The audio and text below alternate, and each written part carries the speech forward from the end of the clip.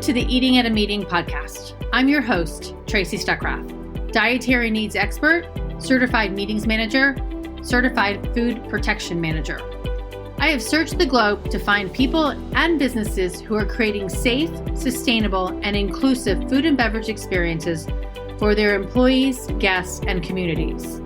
In each episode, you will find authentic conversations about how food and beverage impacts inclusion, sustainability, culture, community, health, and wellness. I know that sounds like a lot, but we're going to cover it all. Are you ready to feed engagement, nourish inclusion, and bolster your bottom line? If so, let's go.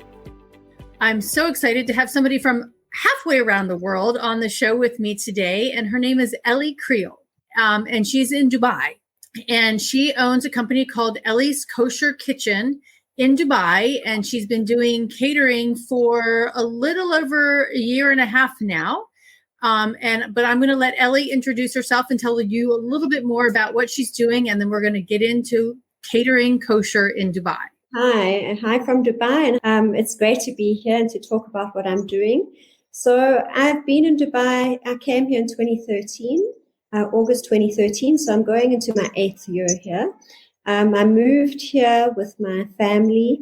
I've got 3 children, but 2 of them moved with me to Dubai from South Africa, from Johannesburg. I came with my husband and my children, and we came to check out, a new adventure. That's what we were on, and coming from South Africa, the opportunity to live abroad and to explore new economic opportunities was something that was very enticing to us. And as a Jewish family in particular, I thought it would be good for us to be in the Middle East, and to be in the Middle East and to live among Arabs specifically, because I thought it would be a nice way for my children as Jewish kids to grow up not having any stereotypes of Muslims and Arabs. So we came here with armed with many bags of kosher food, because we didn't know what we could get here. And actually, I'm a sociologist by profession, and I stopped teaching in South Africa to come move here for my husband's work. And we landed in the UAE, and I got a teaching job pretty soon after that, and was teaching sociology and finishing off my PhD. And that's how we got here. We were focused very much on integrating. We were focused very much on building a kosher home, because we are kosher ourselves, and we led a kosher life back in South Africa, and that's what our kids knew, and we were determined to keep that going. And so that's how it started. That's awesome. And my friend David Korn sent me an article a couple of months ago about kosher meat being airlifted from the U.S. to Dubai. And through that article, I found you, and then why we're talking here. So can you tell a little bit more about that whole, why was kosher meat being shipped halfway across the world to get to you for what you're doing? So, I'm sure when you heard that kosher meat was flying in from across the world, it must have been something quite unreal. I mean, there was a kosher need for meat to come in. So, we've been living in the UAE, as I said, for a long time, but we couldn't get kosher meat. People would bring it in for us, on occasion. And we actually adopted a vegetarian lifestyle as a result. And we were always very much towards the vegetarian lifestyle in the first place. But once we got here and we couldn't get kosher meat, we took that on wholeheartedly. It never really bothered us. And, when word got out that there was a kosher family living here, and, kosher travelers coming in, not being able to eat any of, the food around them, but needing to eat, of course. First of all, it limited travel, and business travelers would shorten their stay here because they didn't have much to eat. They would come in with crackers and cheese and whatever. So that's how my business started, was through helping others. And at a point, there was a rabbi that came in, and he saw the need also, and he brought in the meat and made it available. So that's how we get meat now. And of course, with the Abraham Accord, things are going to change further, and there'll be more channels, and meat will become more widely available. Okay, so let's talk about the Abraham Accord, and then that article that you just showed me before we went on air about how, what that's going to do for your business, that you need to quadruple yourself. But tell everybody about the Accord and what that means for Jewish individuals coming into the UAE. Well, up until the announcement was made, the Jewish community here kept a very low profile, very private community, quite anonymous, if I can say, and shied away from media. There was absolutely no idea that any of this was going to happen, none at all. And I can tell you a great little story about, where I was at the time that I found out about the Abraham Accord. So my business was running, and I have an Emirati customer who's become a very good friend of mine, and he was ordering food from me on a weekly basis, and it was a Thursday night, and he had ordered from me, and he came and he collected it, and we had a brief little chat. He got in his car, drove off. In 30 seconds he sent me a WhatsApp. And the WhatsApp was the news of the Abraham Accord, the announcements that, the UAE was going to normalize ties with Israel. And we were both shocked and stunned. And WhatsApps went flying around. I mean, everyone's phone, everyone who was living in the UAE, Emirati or Jewish, their phones just exploded. And it carried on for weeks like this. And it's just been one announcement after another. And the latest announcement, which I've got here, on the front page of one of the local newspapers, 28 weekly flights. Wow. UAE and Israel. And that is going to be 28 weekly flights from Tel Aviv to Dubai and Tel Aviv to Abu Dhabi. So suddenly, as a community, things are opening up and on a big, big scale. And certainly for my business, where I've been a home-based business, providing food to individuals, now it's tour groups and it's conferences and it's corporates and it's, it's large, it's Passover trade as well. And it's large scale. So I think everyone's trying to wrap their heads around how we're going to deal with this. And, I know that Israel's in lockdown at the moment. So it's giving us a little bit of breathing space to prepare. But as soon as those flights start, we're going to be running. I bet. And actually a couple of weeks ago, it was the Department of Tourism said all hotels should provide kosher options, kosher kitchens for all of these new customers, guests that are going to be coming into the country. I mean, that not putting that mandate, but putting that wish and that want on all of them is amazing. Look, that's major. I mean, if there's one thing that it demonstrates is that the UAE takes what they call tolerance very, very seriously, and they want to have this inclusion for their guests. It's a very hospitable place. It's very service driven. The hospitality industry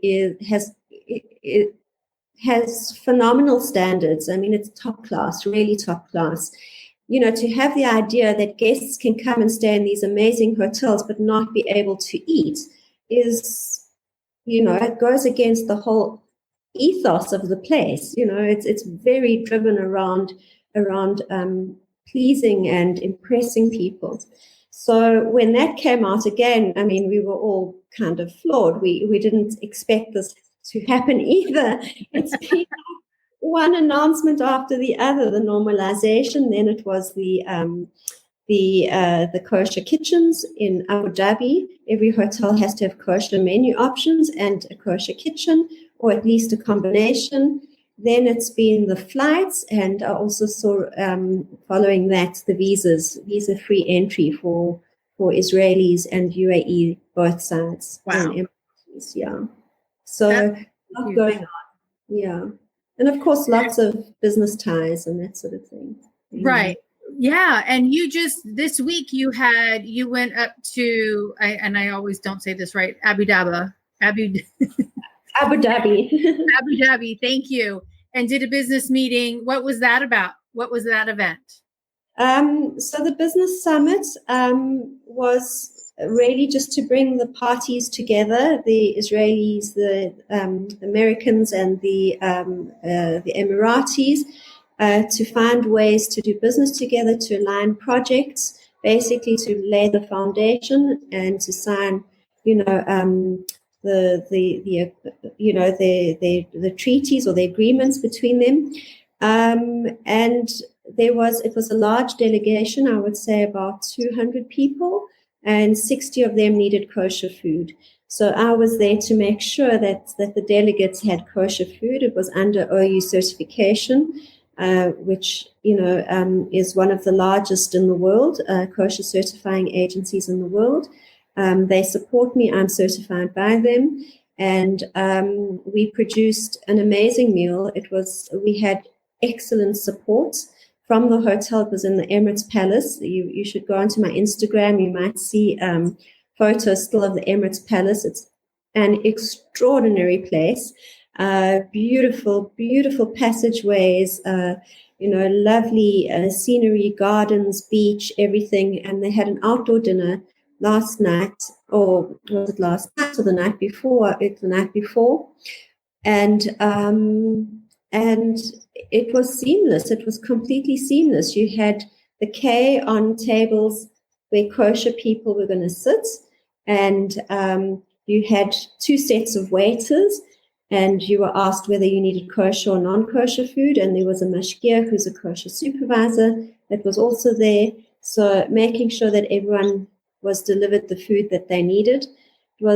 It was just phenomenal, really. The event went so smoothly. I was very proud of the fact that, Ellie's Kosher Kitchen was at the Emirates Palace and providing food for all these high-profile delegates. And, yeah, it was amazing. Now, are there, because I know there was one article I read a couple of weeks ago that the rabbi came in from the States, or he lives there, and he's American but lives there. Is that right? So Rabbi Krakowski is American. He lives in Israel. When the announcement of the normalization was made, there was a delegation that flew out from Israel with a number of journalists to cover the event and for the parties to meet. And that was the first event I did for the royal family, basically. It was for the government of Dubai. And that I did that catering. It was about 100 people. That was at the St. Regis in Abu Dhabi. And for that event, Rabbi Krakowski came out from Israel, and he certified the event. And that's when I got my official certification also, going forward.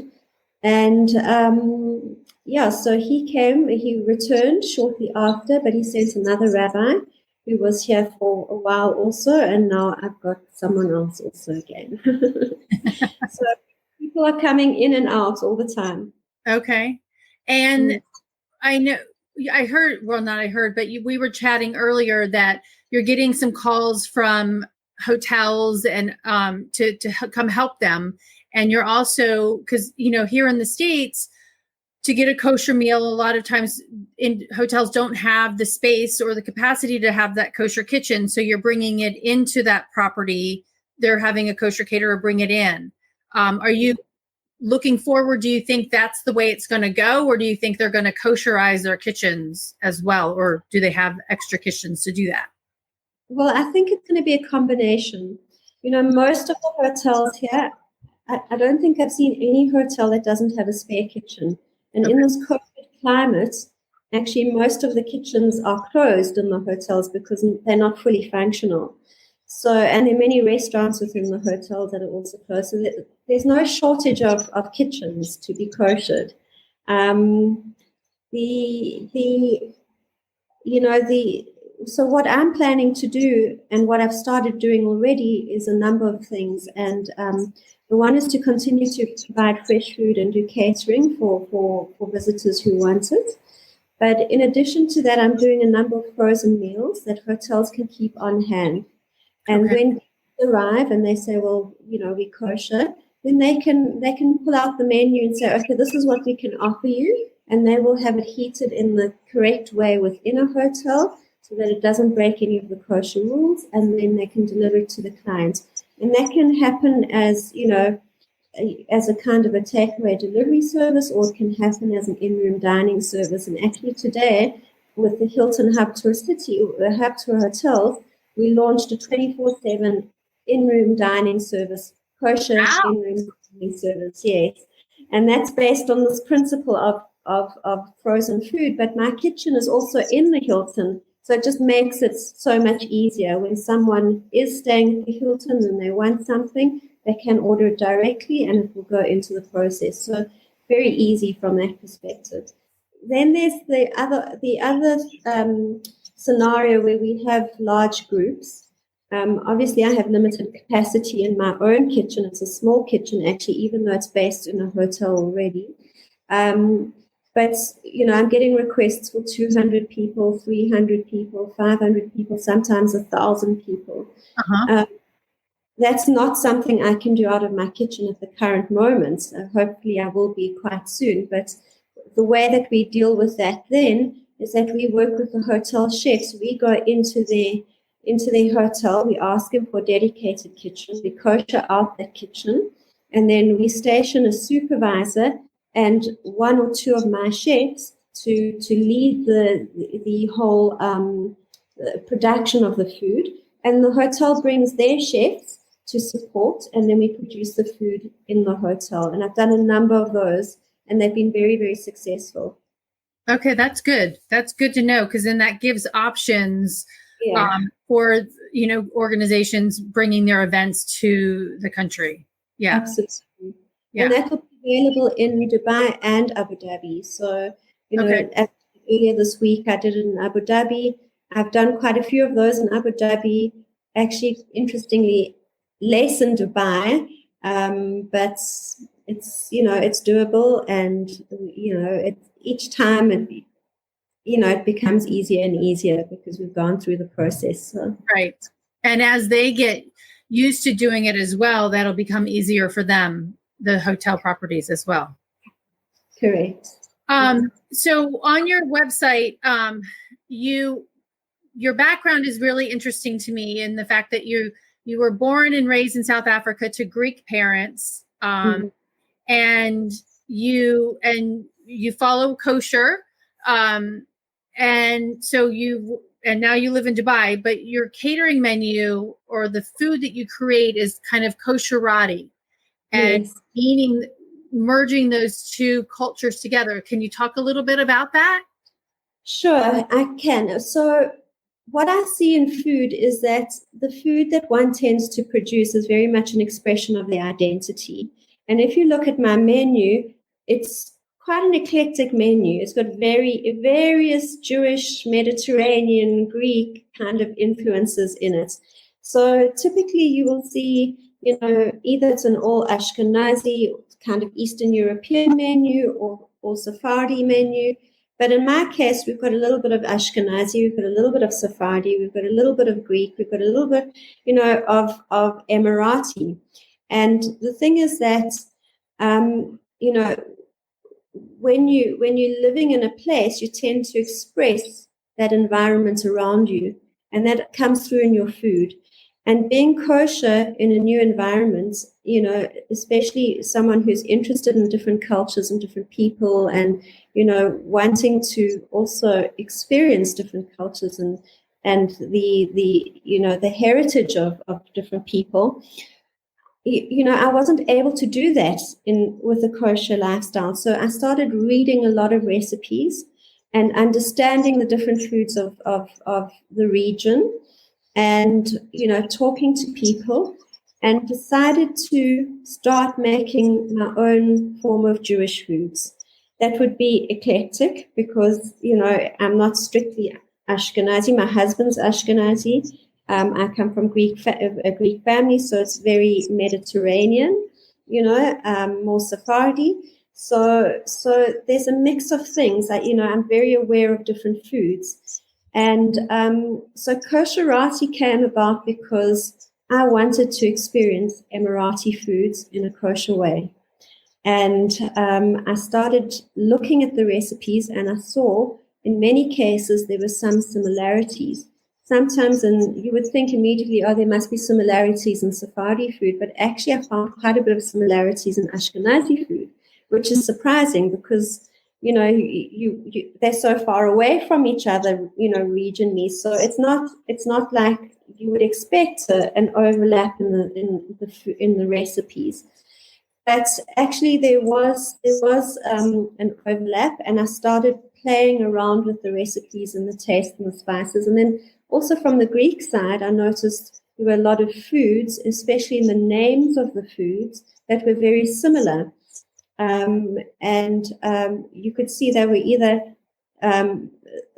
they had the same kind of root, but they were expressed differently in the language. So that excited me. And that's how I started developing Kosherati. I met an Emirati woman, also a lovely story. She found me on Instagram almost 2 years ago now. And when I started producing food and making it available to the public, and she wanted challah. And so she contacted me and she said, please, can I have some challah? Of course, you can have challah. I'll deliver it to you. So I arrived at her home and I had 2 loaves of challah. It was a Friday. I gave her the challah, and she came out with this beautiful big basket of fresh Emirati dates. And it was amazing. And I mean, both of our eyes lit up. Her eyes lit up over the challah and mine over the dates. And there was that friendship, and we that formed instantaneously. And we exchanged recipes and ideas, and she's helped me develop the Kosherati elements. And now we're writing a cookbook together. So fantastic. Yeah. So Kosherati, before the normalization of the events happened, Kosherati, what it meant to us was it was a way of connecting our 2 cultures through food. And it was very much about, this is my identity, this is my heritage. And, I'm making it available to you so that we can understand each other better, so we can develop a friendship together, so that we can see the nice things, the good things about each other's cultures and celebrate them. And that's how it happened. And this book is hopefully going to, open many more doors for people to experience Emirati culture and Jewish culture.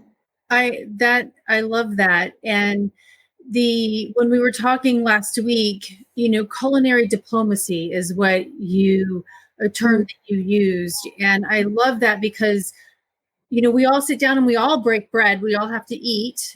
And I know there was a couple of years ago, they were talking, in the States about immigrants' food. And that's the way that people show how they care, is they give food. Exactly. And the food of their culture, welcome you into their home. But as a sociologist, that has got to be, something fun. I mean, bringing that level of that to your catering company I think adds a whole new level to what you do. Yeah, that for me is very important, because I was always working in a university teaching, and I loved teaching. I loved working with people, young, people and building ideas and so when I moved into food, which was so unexpected, I didn't think of it. I didn't want to lose that, I didn't want to, and it's not to say that you can't find it in the food industry. Of course you can. I didn't know that at the time, because I had never been in that. And so when I started thinking about what I was doing, and the idea of Kosherati came to me, it was just I don't know, it felt really good. It felt like there's purpose in this.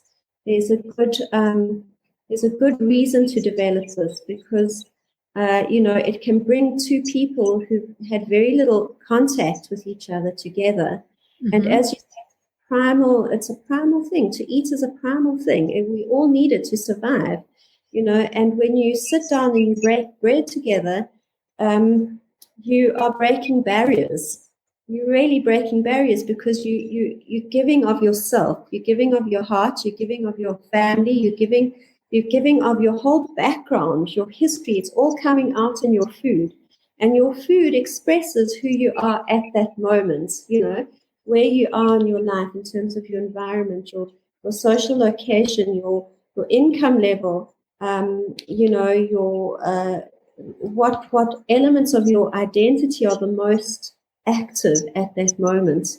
So it's very important. And when you're doing that, you're exposing yourself, you're making yourself known to someone.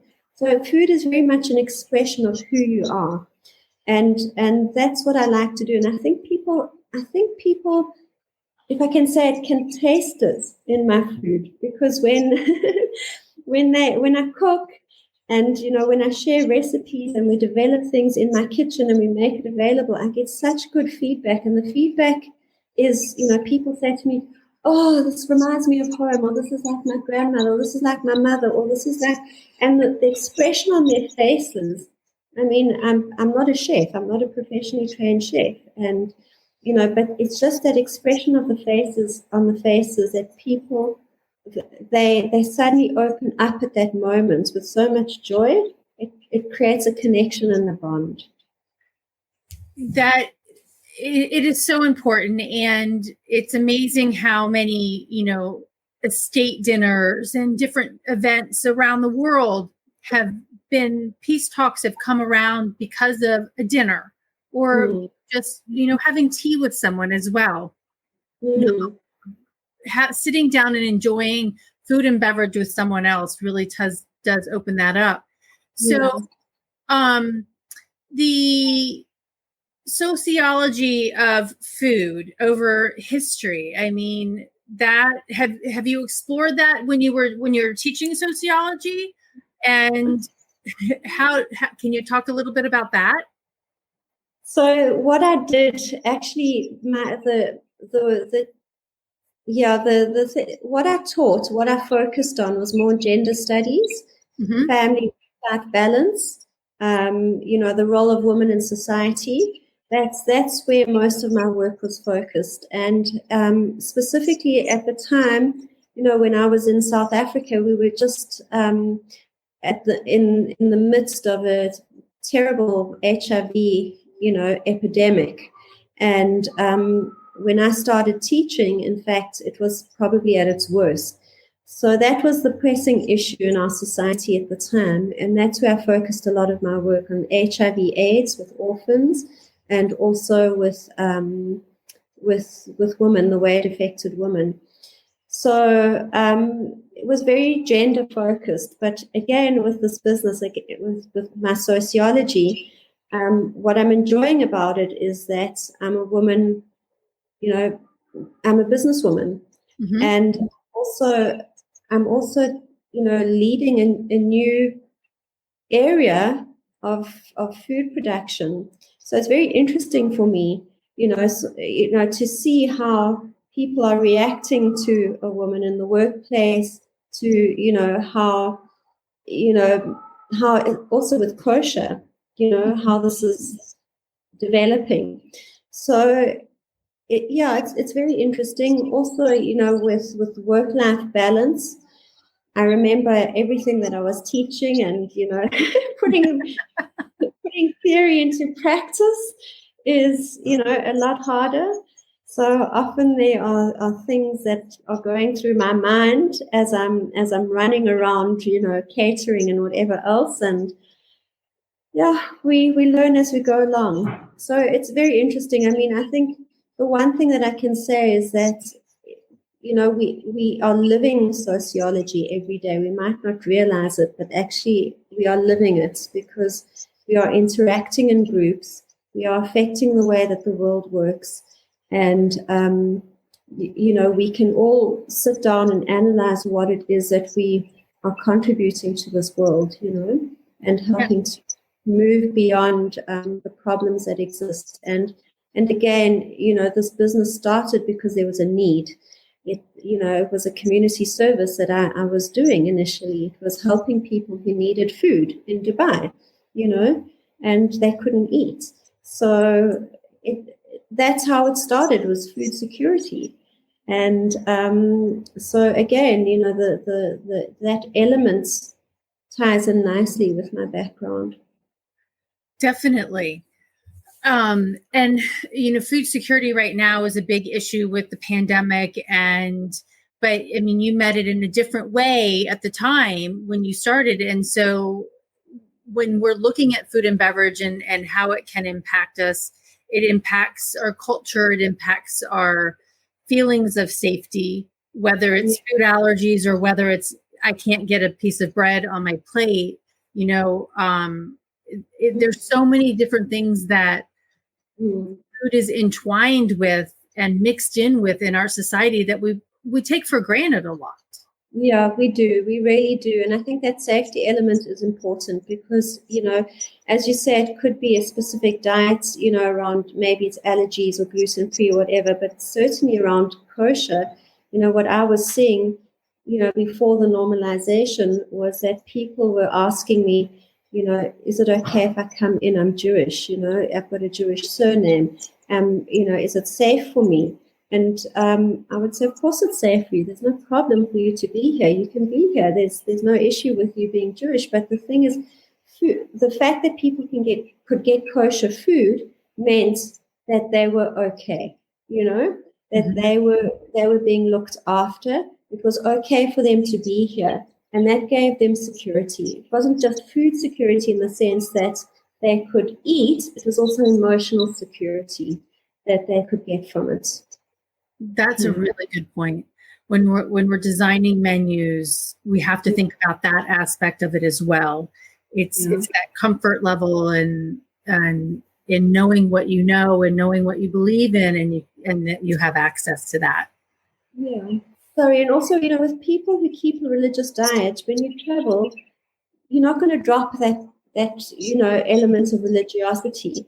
So you don't want to be uncomfortable, and you don't want to be in a place watching other people eating great food, and you sort of picking on grapes or nuts or something, which of course are which are nice as snacks, but not as a main meal, So that is, people shouldn't be put in a position where they have to compromise their values. And, it wasn't realized or known before that that's the position people were in when they came to the UAE. And that's why I think the Abu Dhabi ruling came out, because when they realized what kosher meant and that there were people already traveling in, it was immediately responded to, okay, we know that normalization of ties is going to happen. We know Israelis and other Jews are going to come in. We know that there's going to be a certain number that are going to need kosher food. We must make it available. Of course, they can't come here and not eat. So, it is very much a thing, again, of identity and allowing people to be who they are in this diverse environment. That is inclusion. Oh, I couldn't have said it any better. Thank you. Okay, so we've passed our 30-minute mark, which is awesome because I love listening. I could listen to you all day long and talk about this. But to wrap it up, what is your favorite food to eat? Wow, my favorite food to eat. There's too many. There's too many. I love Middle Eastern flavored foods. I love Mediterranean foods. I mean, I like simple, clean tastes, if I can put it that way. I love to experience the flavors of the how can I say? I love the simple flavors. So you could put a bowl of great olives in front of me, and I'd be extremely happy. You can put an apricot baklava in front of me, I'll devour it. My favorite, I would have to say, is at the moment, is a date cake that was taught to me from my Emirati friend, and she puts beautiful Emirati spices in, and it's topped with a tahini frosting and pistachios. And I could eat that for breakfast, lunch, and dinner. I love it. That's nice. Sounds delicious. Okay, and I just question, and we're going to talk about how everybody can get a hold of you. But who would you want, if living or dead, who would you want to invite into your kitchen, into Ellie's Kosher kitchen, to have a dinner, have a meal with? I'd love to have Yotam Ottolenghi. I love his food. All right, I'm not familiar with him. Who is that? So he's an Israeli chef, actually living in London, and he's a number of cookbooks, and he has a restaurant in London, a few, I think, and it's modern Middle Eastern food, but his foods are amazing. And actually, at the moment, he's running on Instagram a masterclass cooking show, whatever. And yeah, I would, if I could invite him into my kitchen, it would be him. I'd ask him to cook for me, just like show me your techniques. You know, his stuff's amazing. Yeah, that's fantastic. Okay, so now how does everybody find you? Okay, so you can reach me on my website. It's Ellie's Kosher Kitchen, spelled ELLIS, kosherkitchen.com. On my homepage, you will see the email, which is info@Ellie's Kosher Kitchen. That's actually my email, comes straight to me. And it's got my phone number, my mobile number on the front there. So people can contact me there. They can follow me on Instagram. It's Ellie's Kosher Kitchen on Instagram. I'm on Twitter as @Elli Kosher. I'm on Facebook, Ellie's Kosher Kitchen, and also on LinkedIn as Elli Kriel. Okay, fantastic. Well, thank you so much for joining me today. I really appreciate it. I know it's late where you are, so I appreciate that. You're most welcome. It's lovely to chat to you. Yes, and hopefully I can. I've never been there, so hopefully I can come when the sky is open, and we can, and the borders open, and I can come visit you. Oh, that would be amazing, and you'd be very welcome to have a meal with me. You tell me what your favorite food is, and I'll see if I can make it for you. But that would be amazing. Thank you, Ellie. Thanks for joining us, and we'll see you next week. Bye-bye. Thanks for listening to the Eating at a Meeting podcast, where every meal matters. I'm Tracy Stuckrath, your food and beverage inclusion expert. Call me and let's get started right now on creating safe and inclusive food and beverage experiences for your customers, your employees, and your communities. Share the podcast with your friends and colleagues at our Eating at a Meeting Facebook page and on all podcast platforms. To learn more about me and receive valuable information, go to tracystuckrath.com. And if you'd like more information on how to feed engagement, nourish inclusion, and bolster your bottom line, then visit eatingatameeting.com.